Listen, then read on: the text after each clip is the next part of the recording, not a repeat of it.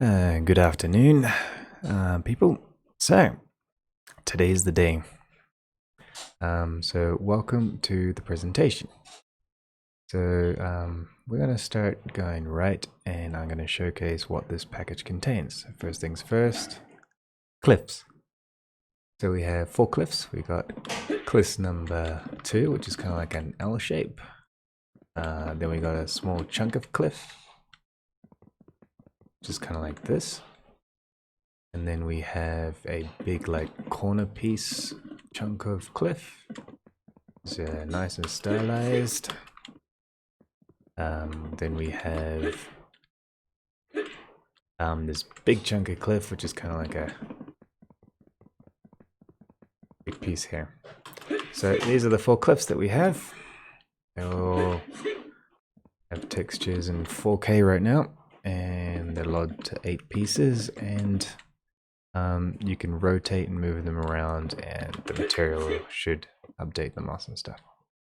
So now after that, we have bushes. So there are 3 types of bushes. The first one is a broccoli shaped bush, which is kind of like a round with a tapered root. And then we also have cauliflower shaped bushes, which is kind of like a slightly smaller and spread out shape, more like a cloud. And then we have flat bushes, which is very typical like gorse, I guess you could say, spread out, spiky shaped bushes. So there we go, 3 bushes. And from there we have boulders. So boulders are a modular asset, and since they're procedural, I made them really, I made them quite a few of them and gave them for you for the patient wait. Thanks for the wait. And so here's an extra amount of rocks. It ranged from big to small. You can like move them around, use them however you want. And they're looking good. So next up on the line is flowers. So there are 3 types of flowers. We got yellow flowers, nice and happy. And then we also have red flowers, also very cool. It's more like a bush, like roses almost. And then we have little blue flowers, which are very subtle, relaxing blue. From there, we got 4 types of grasses. Right now, they're already spawned in the world, so you can see them close up to the ground. We have young grass, medium-aged grass, older grass, and then leafy type weeds, I guess you could say. They mixture into 3 types of terrain grounds. We've got grassy ground with dead grass or growing grass, and then we have muddy dirt, I guess you could say, and then there is sleet as well, or like the edges of the rock there. So next one from there, we have pillars, large and small, and these are huge. Some of them almost reaching up to 30 meters, but averaging around 20 meters tall. These are the biggest rocks, including this one here, kind of like a small base, triangular top. We also have this. This is the biggest rock that we have. This rock is absolutely monumental.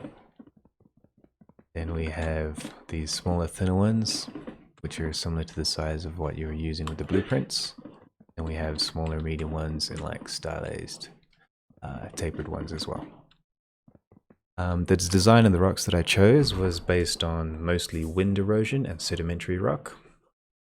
So since this world doesn't have a lot of rain, I guess these were worn down kind of like in a desert world. So think of the Wadi Rum or things like that.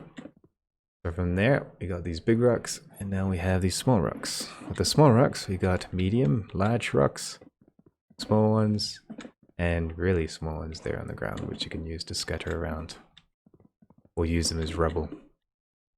Right now, some of the centers are pretty much based on the ground, the bottom of the rock, but we can place them to the center later. Then from there, we have trees. So trees, we have three types. One is an involved mangrove tree that is evolved to grow on top of the ground, and since there's no rain, they absorb moisture from the air. So you can run through these leaves things and then walk around the tree. They have their own special leaf systems. And then from there we have a savanna-based tree which can survive in low humidity. This tree has a root, very strong roots, which means you can use them on the rocks and they should look pretty good. So they have roots. That's quite nice to stylize those rocks. And then from there we have a big tree. This is kind of based off a karoo tree in New Zealand, which is a very hardy old tree. They live for a very long time. So this is like a tree with some broken branches. Whoa. Oops. So this tree has broken branches, and basically it's a giant hero tree, something like a landmarker or a central point of a fighting zone. I mean, it's completely optional to use this. I mean, it's got its leaves, it's got its broken branches and things, but it's also got its collision set up and its own root system, I suppose, to give you some kind of like central point anywhere in the game. It's a hero asset. So this is a cover tree for like forest, I guess you could say. And then we have the mangrove trees, which are, the acacia trees around here. The bark could be improved. I might add a parameter to change the color of the bark and the tile. Right now we just have tile. Anyway, so that's the presentation. We have big rocks with angle-based grass systems that you can use to work around it. We also have boulders, which you can use as a modular setup, or broken columns, I guess you could say. Then we have the big cliffs, which you can use to corner people around like I did at the beginning here. And then you have the bushes. So there we go. Everything's working hunky-dory. And just to show you how you can use these rocks, like move it around. And you can do crazy things if you want, like stack of rocks. And they should blend in pretty nicely. Or even just rotate them, get something like this. You can build your columns as well. So there you go. I hope you enjoy, and thanks for your patience. I hope you like the pack, and if you need anything or any adjustments, just let me know.